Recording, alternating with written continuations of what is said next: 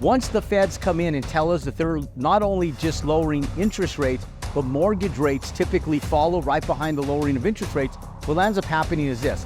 When people are in need of buying a home because they have family needs, they're moving, whatever it might be, what ends up happening is they land up just buying homes because they have to. There's just a need.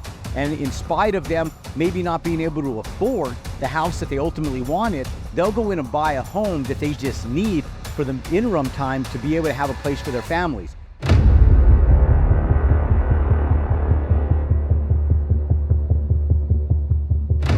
Home sales dip as prices surge in December, moving into January of 2024. With the market as hot as ever, home sales in December plummeted. But is it because people weren't buying? Or is it because there was over 14% less homes listed and off the market in December during the holiday season than there was just a month prior?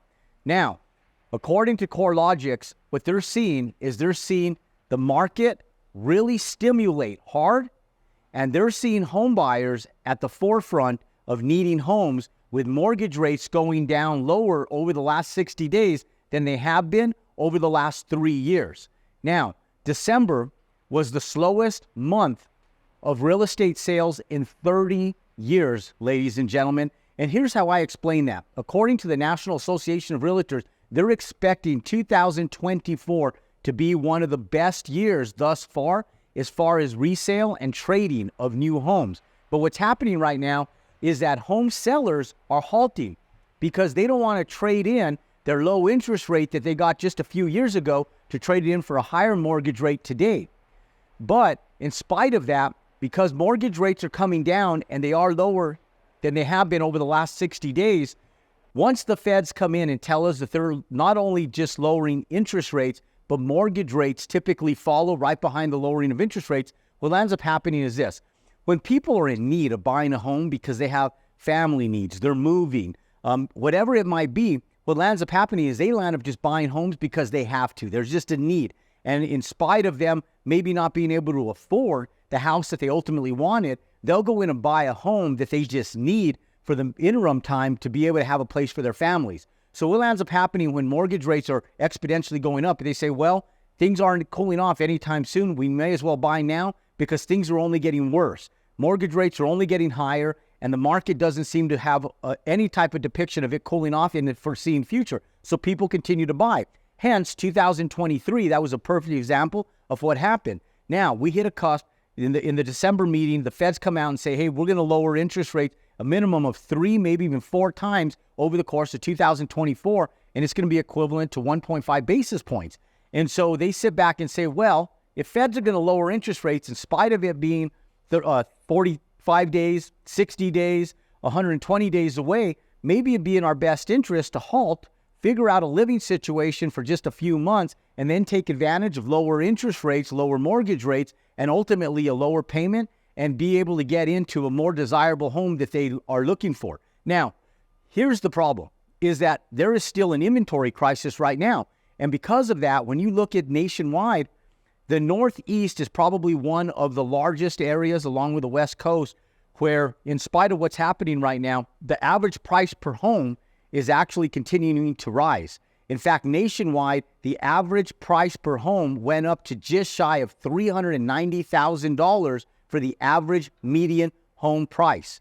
Now, when you look at the Northeast, housing prices have went up 9.6% year over year, and the average median sales price for a home in the Northeast is $489,000. Now, when you talk about the Midwest or you talk about the South, both of those areas have declined in their values by just a small margin. Mortgage rates have affected where there is less affluency, and obviously the South and the Midwest are affected demographically over the rest of the nation in comparison to also the West Coast. Now, when we look at mortgage prices in the South, they've went down 4.6%, and in the Midwest, they've went down year over year 4.1%. And when you look at the West Coast, the prices on average have went up 7.8% along the West Coast, and the average median home price is over $589,000 on the West Coast. So the market is still thriving. People still need homes. We're going to have an inventory crisis for many years to come. A minimum of a decade, and my projections are as close to 20 years before we see any type of real estate relief in regards to the housing availability of what is needed to go on and tackle the housing crisis and the shortage thereof currently. Now, one of the biggest bottlenecks for builders right now is the lack of buildable lots. So for those of you guys that are sitting back going, Jerome, I'm looking for a business model where I can make a lucrative income. Land entitlement, ladies and gentlemen, is going to be one of the most lucrative professions that you can be in over the next decade. And the reason why is because there's not enough developed land out there right now that builders can turn key dirt and build homes on. And it takes about 2 years to be able to get these subdivisions out of the ground. So when you talk about selling to some of the largest builders, you talk about Lennar Homes, who's also getting into the multifamily play. You talk about D.R. Horton, Pulte, LGI, and all the big builders. These guys don't have enough dirt to turn, and they don't have the threshold to be able to go out there and entitle all this land, which brings a big business opportunity for those of you guys that want to turn dirt into dollars and take advantage of developing raw land. Now, it is a slow process. It is money that's parked for massive profits down the road, but still, the barrier of entry could be very, very small, and the upside profit is absolutely incredible. For those of you guys that just want to go in and make some profits and generate six-figure returns on building, one of the talks that I just finished having with one of the individuals as part of our educational program is I said, look, land hasn't went up that much in price since 2008. In fact, where we went and we were building at in 2008, where the lots were worth $60,000 at that point in time, they might be worth $70,000 today, 15 years later. We take a look at the area that I'm predominantly building where lots pre-recession were selling for over $200,000 per lot. Today, they're still only about $135 to $150 per lot, hence $50,000 less than they were at the height of the market in 2008. Now, what that means is that we were building homes for, on average, for $489,000 for a single-family home. That was when single-family homes, the median price was $180,000 or less. Now, we're taking the exact same business model and the exact same footprint, the exact same floor plans that we were building in 2008, 9, 10, 11, 12, all the way to today. Those exact same homes, same business model, same square footage, we're selling those homes for in excess of $750,000. Nothing's changed. The only difference is materials are a little bit more expensive, labor's a little bit more expensive, but our profitability went from making about $130,000 per home to making over $250,000 per home. And that upside of revenue is for those who are willing to put their heads down, go to work, and execute. Now, those are above average results because most people are below average in their execution. But for those people who implement and take advantage of the current state of the market, you have about a 10 to 20-year career where you can go in your neighborhood down one street.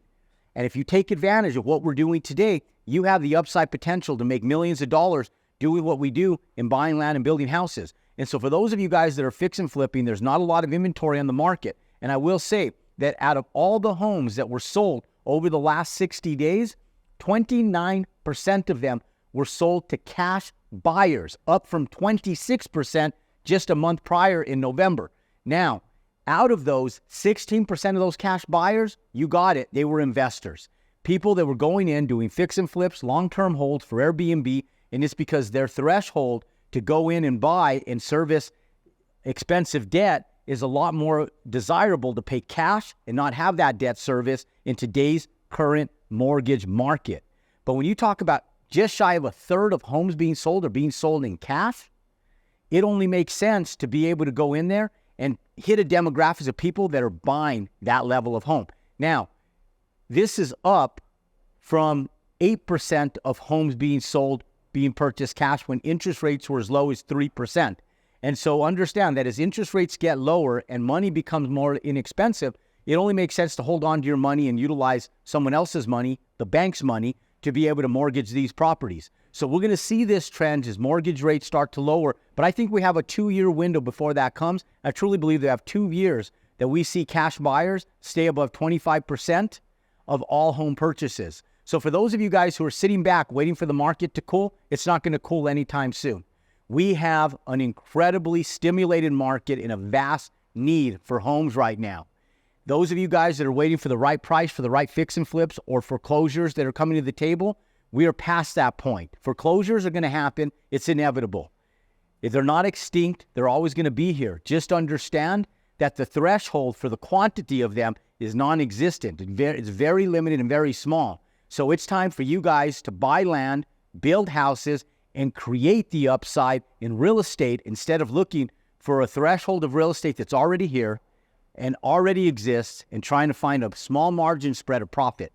Ladies and gentlemen, the time is now. If you like this content, you want more content to document the process of buying a piece of land, building a house, step by step, then click and subscribe to our YouTube channel, smash that thumbs up button, and ladies and gentlemen, I look forward to seeing you next time.